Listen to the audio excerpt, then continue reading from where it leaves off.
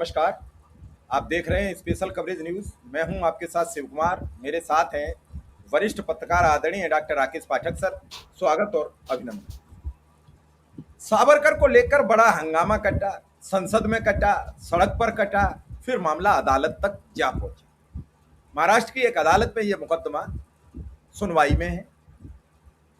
बड़ी हैरानगी होती है कि सावरकर के परिजन तो ये मानने को तैयार हैं कि सावरकर ने दया की भीख मांगी, लेकिन हमारे अंधभक्त मोदी शाह आरएसएस के प्रमुख ये बात मानने को तैयार नहीं है कि सावरकर ने माफीनामा लिखा। लेकिन ये सब माने न माने, जिस दायरे पर, जिस समाज पर देश को जागरूक करने की बड़ी नैतिक जिम्मेदारी थी, पहले उसमें कुछ प्रतिशत लोग दक्षिणपंथी हुआ करते थे और वो उसी पे लिखा पढ़ी करते रहे और वही उन्होंने दस्तावेज बना दिए। लेकिन आज उनकी संख्या इतनी बड़ी तादाद में हो गई है कि जिन्हें ये नहीं पता है सावरकर ने क्या क्या किया। वो सावरकर के सरकारी वकील, बड़ा शब्द आप समझ लीजिए, दर्शकों से कह रहा हूं, वो सरकारी वकील बन गए हैं। तो ये सरकारी वकालत कब छोड़ेंगे भाई? राहुल गांधी ने सावरकर के खिलाफ बयान दिया, ये कहते हैं अंधभक्त। उनके पोते कहते हैं हाँ उन्होंने माफीनामा लिखा। इस वीडियो में हम राकेश सर से हमारे 3 बड़े प्रमुख सवाल होंगे। अंग्रेजों की सेना में भर्ती को लेकर, माफीनामे को लेकर, और ये जो गौ सेवा गौ हत्या दिन भर ये रोते गाते हैं, तो सावरकर का गौ गाय को लेकर क्या सोचती? बड़े 3 महत्वपूर्ण सवाल है। आप देखो न देखो वीडियो, आप इसे शेयर करो न करो, ये मेरा कोई मतलब नहीं है। मेरा मतलब है सच लोगों तक जाए, और इसके लिए मैं कोई फिक्र नहीं करता हूं। और इसके लिए मैं एक अपना चैनल भी गंवा चुका हूं, उसकी भी मुझे चिंता और फिक्र नहीं है। लेकिन सर जब बात आई है तो दूर तलक जानी चाहिए। सर क्या है पूरा मामला, आज क्या हुआ अदालत में, फिर उसके बाद मेरे सवाल होंगे, उनसे मैं बात करूंगा। देखिए शिव कुमार, बहुत महत्वपूर्ण सवाल हुए हैं अदालत में, और उनके जवाब जिसकी तरफ से आए हैं, जिसकी तरफ से ये कबूलनामा आया है, वो खुद सावरकर के पड़पोते हैं, सात्विकी सावरकर। मुद्दा यह है कि राहुल गांधी ने 5 मार्च 2023 को लंदन में एक कार्यक्रम में इंग्लैंड में गए हुए थे, और एक समारोह था, उसमें अपने भाषण में सावरकर को लेकर कुछ बातें कही। 2 बहुत अहम बातें थी उसमें। एक तो किसी किताब के हवाले से सावरकर के द्वारा, खुद के द्वारा लिखे गए किसी दृष्टांत का उल्लेख किया राहुल गांधी ने। उन्होंने कहा कि सावरकर लिखते हैं कि एक जगह के एक स्थान पर कुछ युवक मुसलमानों को पीट रहे थे, तो मुझे देखकर बहुत खुशी हुई। किसे? सावरकर को। यानी सावरकर मुसलमानों पर अत्याचार होते देखकर खुश होते थे। नंबर 2, राहुल गांधी ने कहा कि सावरकर अंग्रेजों के एजेंट थे, उन्होंने माफी मांगी थी। राहुल गांधी का इतना कहना भर था कि पूरा संघ परिवार, सावरकर के समर्थक बुरी तरह से बौखला उठे। जाहिर है मामला अदालत तक जाना ही था। सावरकर के पड़पोते हैं सात्विकी सावरकर, वे गॉडसे के भी बहुत निकट रिश्तेदार हैं। उन्होंने पुणे की एमपी एमएलए स्पेशल कोर्ट में सावरकर की मानहानि का मुकदमा राहुल गांधी के खिलाफ दर्ज करा दिया। राहुल गांधी ने मुकदमा स्वीकार कर लिया, और उन्होंने कहा ठीक है, अब बहस होने दो अदालत में। बीच में यह स्थिति आई कि राहुल गांधी ने कहा ठीक है, हम तो इस पर ट्रायल के लिए तैयार हैं, हमारी तरफ से अपने कथन के पक्ष में प्रमाण रखे जाएंगे, चलाइए ट्रायल, शुरू कीजिए मुकदमा। तो अदालत चालू है। कांग्रेस नेता राहुल गांधी की तरफ से वकील हैं उसमें मिलिंद पवार। बहस में अब सात्विकी सावरकर से क्रॉस एग्जामिनेशन शुरू हो गया है कि आप याचिकाकर्ता हैं, आप बताइए राहुल गांधी ने जो कुछ कहा है उसके बारे में आपका क्या कहना है। उस बहस के दौरान मिलिंद पवार के सवालों के जवाब में सात्विकी सावरकर ने वो सब कबूल कर लिया है। ऑन रिकॉर्ड अब अदालत के दस्तावेजों में आ गया है कि विनायक दामोदर सावरकर ने अंग्रेजों से दया की भीख मांगी थी। आपके तीनों जो बिंदु आपने शुरू में रखे उनमें से पहला बिंदु ले लेते हैं। सबसे बड़ा आरोप सावरकर पर तो यही है कि उन्होंने अंडमान में काला पानी की सजा जब उन्हें मिली, सेल्युलर जेल में थे, तो जेल पहुंचने के फौरन बाद से उन्होंने अंग्रेजों से फरियाद करना शुरू कर दिया था कि उन्हें छोड़ दिया जाए। इसको लेकर उन्होंने कई माफीनामे लिखे हैं। उसकी संख्या को लेकर विवाद चलता है, कोई 6 माफीनामे कहता है, कोई 9 कहता है। इनमें से कई माफीनामे देश के राष्ट्रीय अभिलेखागार में, नेशनल आर्काइव में भी मौजूद हैं। सात्विकी सावरकर ने कोर्ट के सामने यह स्वीकार कर लिया है कि 5 बार सावरकर ने अंग्रेज सरकार से दरखास्त की थी कि उन्हें छोड़ दिया जाए। सात्विकी का कहना है ये आवेदन पत्र थे, ये मर्सी पिटीशन थी। हिंदी में समझ लीजिए दया याचिकाएं थी, दया की गुहार लगाई थी, दया की भीख मांगी थी। शब्दों की बाजीगरी से सात्विकी कह रहे हैं कि ये माफीनामे नहीं थे, ये तो सिर्फ दया याचिकाएं थी। सबसे महत्वपूर्ण बात यह है कि संघ और बीजेपी के लोग, सावरकर को पूजने वाले लोग अब तक तो आमतौर पर यही कहते रहे कि ऐसे कोई माफीनामे नहीं है, कोई पिटीशन नहीं थी, जबकि प्रमाण है, हमारे पास प्रमाण, हम दिखा सकते हैं रिट पिटीशन, वो पिटीशन जो उन्होंने लिखी है, आपका सेवक, और उसमें यह भी लिख रहे हैं कि मुझे एक बार जेल से छोड़ दिया जाए, काला पानी से बाहर कर दिया जाए, तो मैं आजीवन अंग्रेजों की सेवा करूंगा, आजादी की लड़ाई में शामिल नहीं होऊंगा, योर सिंसियरली योर सर्वेंट, और पता नहीं क्या क्या लिखा है। और ये माफीनामे काला पानी पहुंचते ही चंद दिनों बाद शुरू कर दिए थे उन्होंने। तो आज की तारीख में अदालत में सावरकर के वंशज द्वारा ये स्वीकार करना कि उन्होंने दया याचिकाएं लिखी थी, दया की भीख मांगी थी, अब इसके बाद किसी प्रमाण की क्या जरूरत बची। 2 और महत्वपूर्ण मुद्दे हैं, मैं सीधे क्रम से ही ले लेता हूं आपके सवाल के बिना, क्योंकि अदालत में कहे गए हैं, वे सारे कथन अब रिकॉर्ड में आ चुके हैं, अब कोई उससे इनकार नहीं कर सकता है। दूसरा आरोप है सावरकर पर कि जब सेकेंड वर्ल्ड वॉर शुरू हुआ, द्वितीय विश्व युद्ध चल रहा था, भारत में अंग्रेजी राज था, सबको पता है। सावरकर ने उस वक्त सैन्य परिषदें बनाई थी, वे देश भर में घूम घूम कर खास तौर से हिंदू युवकों से अपील करते थे कि अंग्रेजों की सेवा के लिए ब्रिटिश फौज में भर्ती हो जाओ, ब्रिटिश पुलिस में भर्ती हो जाओ, ताकि अंग्रेजों की सेवा कर सकें हम। बाकायदा कानपुर में, महाराष्ट्र में, कई शहरों में सावरकर ने इस तरह की सभाएं की, बैठकें की, सम्मेलन किए, सैन्य परिषदें वहां जा जाकर गठित की, जिसमें हिंदू युवकों से कहा जा रहा था कि अंग्रेजों की फौज में भर्ती हो, सेकेंड वर्ल्ड वॉर में लड़ाई में शामिल हो जाकर और अंग्रेजों की सेवा करो। सात्विकी सावरकर ने इस तथ्य को भी स्वीकार कर लिया है अदालत में। इसमें भी उन्होंने किंतु परंतु किया है। हाँ, अभी उस पर आएंगे, एक बात अभी पहले से पूरा कर दें, माफीनामे में एक बात और रह गई है, जो किंतु परंतु वाली बात। ये स्वीकार करते समय कि सावरकर ने ब्रिटिश फौज में हिंदुओं को भर्ती कराया था, युवकों की भर्ती कराई थी, उसका अपील की थी, उसकी अपील की थी, अभियान चलाया था, इसमें क्या तर्क दिया है वो सुन लीजिए, आपको हंसी आएगी।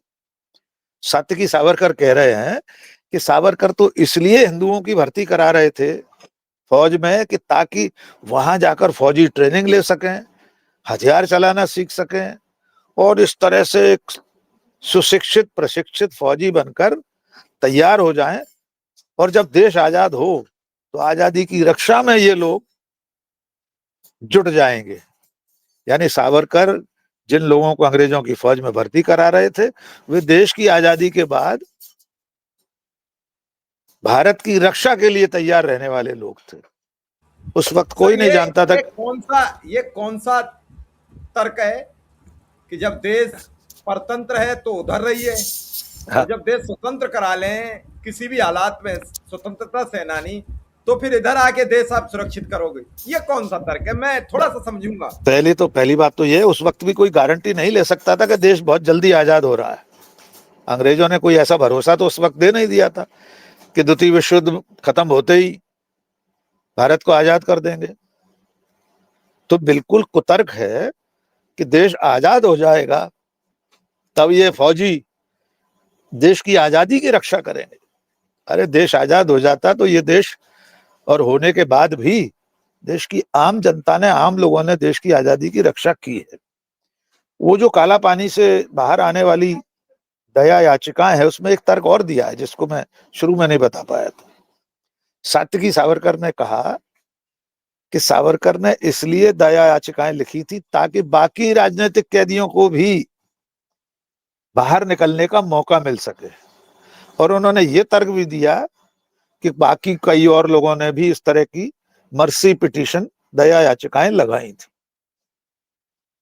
यद्यपि इसके प्रमाण में उन्होंने किसी का नाम नहीं बताया, अदालत में कोई प्रमाण प्रस्तुत नहीं किया कि सावरकर के गुहार लगाने से कैसे राजनीतिक कैदी और छूट जाते। अंग्रेजों ने कब ये कहा था कि चलिए आप कह रहे हो तो हम बाकियों को भी छोड़ देंगे, पहले आप छूट जाइए? ऐसा कोई प्रमाण नहीं है। दूसरों की दया याचिकाएं भी वे नहीं दिखा पाए। हो सकता है अपवाद स्वरूप किसी एक आध ने लिखी हो, लेकिन एक किसी व्यक्ति का जिक्र मिलता है, जहां तक मुझे स्मरण आ रहा है, उनकी उम्र बहुत हो गई थी, बहुत ज्यादा उम्र थी, बहुत बीमार रहते थे। सावरकर की उम्र भी नहीं थी। सावरकर तो आजादी के बाद और जेल से छूटने के बाद 1964-65 तक जिंदा रहे हैं, आजादी के बाद। और चलिए अगर ये तर्क भी मान लेते हैं कि वो कई बार कहा जाता है कि रणनीति थी उनकी जेल से बाहर आना, लेकिन अगर ये रणनीति थी तो काला पानी से, सेल्युलर जेल से बाहर आने के बाद सावरकर ने अंग्रेजों के खिलाफ एक शब्द क्यों नहीं बोला? एक पत्थर फेंक कर नहीं मारा अंग्रेजों को? पूरे जीवन चुपचाप बैठे रहे। तो ये जो दो बड़े कबूलनामे हैं, ये पर्याप्त हैं इस बात को साबित करने के लिए कि इतिहासकार जो कहते रहे हैं, जो दस्तावेजी सबूत हैं, वे प्रामाणिक हैं। सच्चाई यही है कि सावरकर ने अंग्रेजों से माफी मांगी थी, दया की भीख मांगी थी, और बाहर आकर वे अंग्रेजों के खिलाफ एक शब्द नहीं बोले थे। तीसरा मुद्दा और भी महत्वपूर्ण है, गाय का, उस पर भी हम आगे बात करेंगे। आप अपना एक आध सवाल ले लीजिए जी। सर, जो अभी आपने कहा सावरकर को लेकर, जो एक समाज में इतिहास भूगोल के तर्क उल्टे सीधे प्रस्तुत किए जाते हैं, कई कई ज्ञानी व्यक्ति जाने कहाँ से लिखी हुई किताबों के पेज लाते हैं। मेरा तो ये कहना है कि अगर सावरकर के पड़ पोते ने स्वीकार कर लिया है तो फिर क्या ये अंधभक्त मानेंगे? इसके बाद मैं गाय पर आपसे बात करना चाहूंगा। देखिए ना, मानना तो पड़ेगा ही, आज नहीं तो कल। कितने प्रमाण चाहिए? खुद सावरकर के अपने लिखे में इतनी चीजों के प्रमाण मिलते हैं कि उसे राहुल गांधी के तर्कों की और किसी और के सबूतों की जरूरत नहीं है। सबूत तो सात्विकी सावरकर का खुद का बयान है, अदालत में खड़े होकर दिया गया है। ये किसी दूसरे का आरोप नहीं है। अब आते हैं गाय पर। उसके बारे में भी खुद सावरकर का लिखा हुआ ही मैं आपको बताऊंगा, किसी और का आरोप नहीं, अपनी जुबानी कुछ नहीं। सावरकर की अपनी कलम, अपनी किताब, अपना निबंध। पहले सात्विकी सावरकर ने गाय पर क्या कबूल किया है वो जान लीजिए, फिर बताएंगे। सात्विकी ने अदालत में कहा कि सावरकर गाय को भगवान नहीं मानते थे, उसकी पूजा करने से इनकार करते थे, उसे सिर्फ एक उपयोगी जानवर मानते थे कि काम की चीज है, ये पशु है, ये गोबर देता है, ये दूध देती है गाय, इसलिए इसकी पूजा नहीं करनी चाहिए बल्कि इसको पालना चाहिए। अब अंधभक्त सुन लें कि सावरकर के पड़ पोते सावरकर के हवाले से ही कह रहे हैं कि गाय को माता मानने की जरूरत नहीं है, उसे पूजने की जरूरत नहीं है, उसको उसकी उपासना करने की जरूरत नहीं। अब इसका प्रमाण मैं देता हूं, जो सात्विकी ने जिस वजह से मजबूर होकर कोर्ट के सामने ये स्वीकार किया है, वो वजह है सावरकर का अपना एक निबंध। 30 और 40 के दशक में देश में एक बहस चल रही थी कि गाय को माता मानना चाहिए कि नहीं, गाय माता है, भगवान है, उसकी पूजा करना चाहिए, वगैरह वगैरह। उसी बहस में ये चल रहा था कि सबसे सच्चा हिंदू कौन है। तो बहुत सारे लोगों ने कहा कि सच्चा हिंदू वो है जो गाय की पूजा करता है। सावरकर देख रहे थे उन सब तर्कों को, अखबारों में पत्रिकाओं में छप रही थी चीजें। तब सावरकर ने एक निबंध लिखा, उसका शीर्षक था, मराठी में लिखा था, गौ पालन हव्य गौ पूजन नभे। इसका हिंदी में अर्थ है, गाय को पालना चाहिए, गौ पालन करना चाहिए, गाय को पूजना नहीं चाहिए। गौ पालन हव्य गौ पूजन नभे। इस निबंध में सावरकर ने जो कुछ लिखा है उससे सुनकर इन तथाकथित गौ रक्षकों, गौ भक्तों के कानों में से खून निकल आएगा। सावरकर अपने निबंध में लिखते हैं कि गाय एक मूर्ख पशु है, उसमें इतनी भी बुद्धि नहीं है कि उसे कहाँ बैठना चाहिए, वो अपने ही गोबर में बैठ जाती है, उसमें सनी रहती है। गाय को पालना चाहिए क्योंकि वो गोबर देती है और अपने दूध देती है, इसलिए इस काम आती है। आगे सावरकर जो लिखते हैं उसे सुनकर आपकी आंखें फटी रह जाएंगी। सावरकर लिखते हैं कि हिंदू राजाओं ने आक्रमण के समय अपने किले, अपने दुर्ग बचाने की बजाय गायों को बचाने को प्राथमिकता दी। युद्ध के समय कई बार खाने के लिए कुछ नहीं मिला तो उस स्थिति में युद्ध हार गए। और तब सावरकर लिखते हैं कि ऐसी आपदा के समय, युद्ध के समय, अगर फौज के पास खान पान के लिए कुछ न बचे, रसद न आई हो, तो जो गाय आपके पास मौजूद है उन्हें काट कर खा लीजिए, उन्हें मार कर खा जाइए। ये लिखा है सावरकर ने अपने निबंध में। अब मैं उस किताब का, उस पत्रिका का नाम भी बता देता हूँ। किताब का नाम है भाला। ये भी बता देता हूं कि इस किताब का प्रकाशन जिसमें सावरकर का ये निबंध छपा है वो किसी और ने नहीं छापी है, किसी सावरकर विरोधी ने, किसी वामपंथी प्रकाशन ने प्रकाशित नहीं की है। इस पत्रिका भाला का प्रकाशक है स्वातंत्र वीर विनायक दामोदर सावरकर स्मृति न्यास महाराष्ट्र। यानी महाराष्ट्र का एक ट्रस्ट है जो सावरकर की स्मृति में बना हुआ ट्रस्ट है, उसने ये भाला नाम की पत्रिका छापी थी। उसमें आलेख छपा है सावरकर का, जिसमें वे गाय के बारे में अपने इन पवित्र विचारों से देश को अवगत करा रहे हैं। इसलिए सात्यकी सावरकर को कोर्ट में ये मानना पड़ा कि सावरकर गाय को भगवान नहीं मानते थे, सिर्फ एक उपयोगी जानवर मानते थे। एक और महत्वपूर्ण बिंदु है जिस पर सात्यकी सावरकर ने अदालत में कुछ कहा है, वो चौथा सवाल मैं अपनी तरफ से जोड़ देता हूं। वो है भारत विभाजन के लिए द्विराष्ट्र का सिद्धांत, दो देश। सावरकर पर आरोप लगता रहा है कि द्विराष्ट्र का सिद्धांत सबसे पहले उन्होंने प्रतिपादित किया है। उनकी किताब है हिंदू, और भी जो उनकी किताबें हैं उसमें वे दो राष्ट्र की बात करते रहे हैं। सावरकर लिखते हैं कि भारत में मुसलमान और हिंदू दो अलग अलग राष्ट्रीयताएं रहती हैं, ये एक साथ रह ही नहीं सकते। सात्यकी सावरकर ने कोर्ट में यह भी मान लिया है कि द्विराष्ट्र के सिद्धांत पर सावरकर के ये विचार थे। इसमें बस उन्होंने अपनी बचत के लिए ये कहा है कि ये विचार सबसे पहले सावरकर ने नहीं दिया था, यानी पाकिस्तान मुसलमानों का एक अलग देश हो, ये विचार सावरकर की बजाय सर सैयद अहमद खां उन्होंने सबसे पहले दिया था। लेकिन ये बात सच है कि सावरकर से पहले सर सैयद अहमद खां किसी लेख में इस तरह की बात कर चुके थे। लेकिन बाद में तो जिन्ना से भी पहले मोहम्मद अली जिन्ना, जिनको पाकिस्तान बनने के लिए जिम्मेदार माना जाता है, मुस्लिम लीग के नेता, उनसे भी पहले सावरकर अपने हिंदू महासभा के राष्ट्रीय अधिवेशनों में द्विराष्ट्र का सिद्धांत प्रतिपादित कर चुके थे। अहमदाबाद अधिवेशन में, कानपुर के अधिवेशन में, कई अलग अलग जगह, नागपुर में सावरकर जिन्ना से पहले देश को तोड़ने की बात कर रहे थे। तो सात्यकी सावरकर इस बात से भी इनकार नहीं कर सके कि द्विराष्ट्र का सिद्धांत सावरकर के भी विचारों में था और उन्होंने इसे प्रतिपादित किया था। बस इतनी आड़ उन्होंने लिया कि सबसे पहले सर सैयद अहमद खान ने और उसके बाद सावरकर ने उसे प्रतिपादित किया था। अदालत में चल रही ये बहस सात्विकी सावरकर और सावरकर के प्रशंसकों पर कितनी भारी पड़ने वाली है, इसका एक और प्रमाण पेश करते हैं, फिर इस बातचीत को अंतिम सिरे की तरफ ले जाएंगे। ये 3-4 चीजें ही कबूल नहीं की है। अप्रैल में भी एक सुनवाई हुई थी, अभी अप्रैल में, उसमें भी सात्विकी सावरकर ने एक और बात स्वीकार कर ली।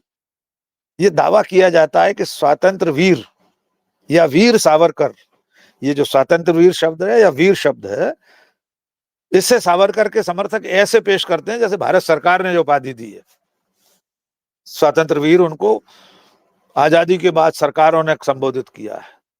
सात्विकी सावरकर ने पिछली सुनवाई में ये कहा था कि सावरकर को इस तरह की उपाधि देने वाले सरकार में बैठे हुए लोग नहीं थे, सरकार ने स्वातंत्र वीर कभी नहीं कहा। एक सदाशिव रानाडे नाम के लेखक थे, उन्होंने सावरकर की जीवनी लिखी थी, उन्होंने अपनी किताब में वीर और स्वतंत्र वीर लिखा था। तो ये कबूलनामा भी पर्याप्त है। और अंतिम बात जोड़ दें आपको, सावरकर के संघर्ष, काला पानी से बाहर आने और तमाम सारी जो उनकी वीरता की कहानियां हैं, आपको जानकर हैरानी होगी, उसके बारे में एक किताब आई थी। चित्रगुप्त नाम के किसी लेखक ने सावरकर के बारे में इतनी सारी जीवनी लिखी और उसमें तमाम उनकी वीरता और पराक्रम की कहानियां थी। लेकिन इस देश के लोग जान लें, हमारे दर्शक कान खोलकर सुन लें, अपनी ही तारीफ में सावरकर की प्रशंसा में लिखी गई वो किताब किसी चित्रगुप्त ने नहीं लिखी थी, खुद सावरकर ने छद्म नाम से लिखी थी।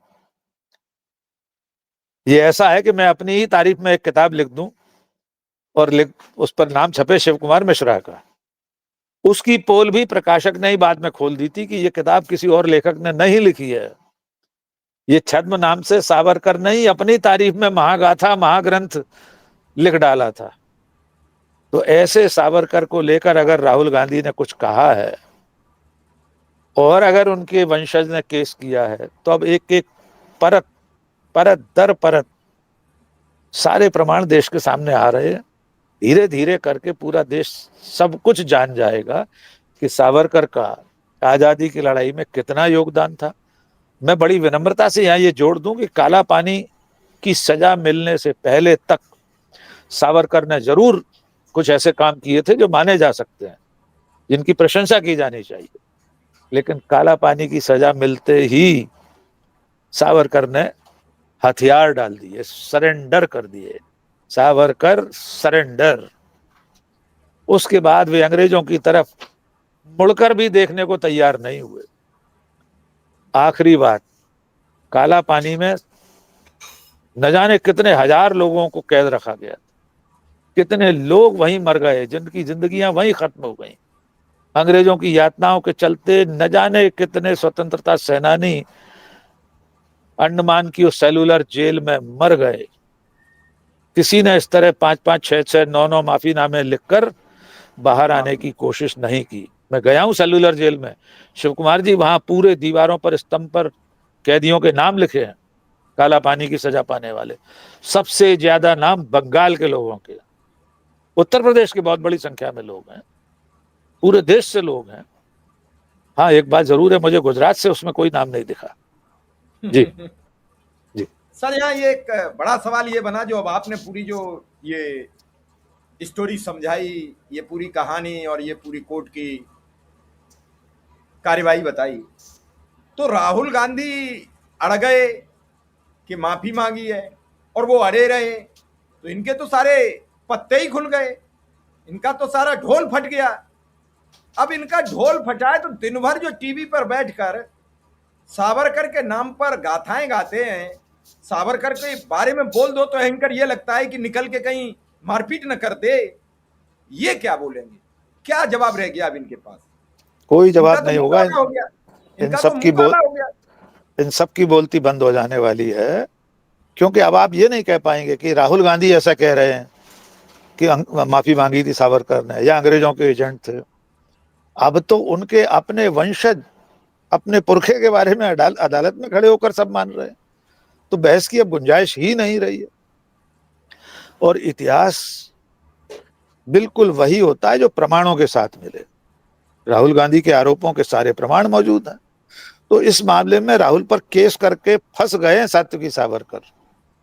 उल्टे बांस बरेली लदना शुरू हो गए हैं, क्योंकि उन्हें लगा था कि राहुल गांधी शायद माफी मांग लेंगे। राहुल गांधी ने तो कह दिया केस चलाओ, मैं तो तैयार हूं इसके ट्रायल के लिए।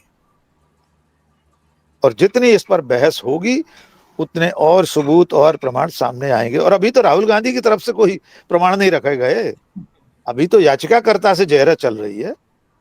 राहुल गांधी तो आरोपी हैं, मुलजिम है इस मामले में।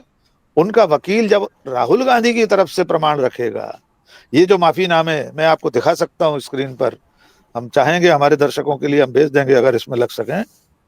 ये माफीनामे हैं सावरकर जी के, देखिए ये माफीनामा है, क्या वो दिख रहे हैं? ये एक और माफीनामा है, और ये इन पर सील लगी हुई है नेशनल आर्काइव्स ऑफ इंडिया। जिन्हें शंका हो वे जाकर राष्ट्रीय अभिलेखागार दिल्ली में देख आए।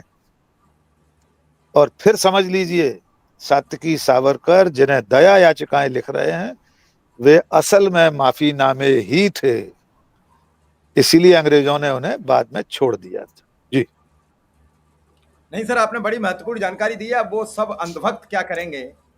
राहुल गांधी ऐसे अड़े कि पूरे सावरकर के कच्चे चिट्ठे खुल गए, और इस कच्चे चिट्ठे में जो कुछ बंद थी, अब तक गौ सेवक के नाम पर, गौ रक्षक के नाम पर, गाय माता के नाम पर पूरे देश को गुमराह करने वाले इस पूरे अभियान के कैसे धज्जियां उड़ गई हैं कि सावरकर कहते थे गाय भगवान नहीं है, गाय को पूजा जाना नहीं चाहिए, गाय का तो जब वक्त पड़े आप भूखे रहो तो इसका मांस भी खा लेना चाहिए।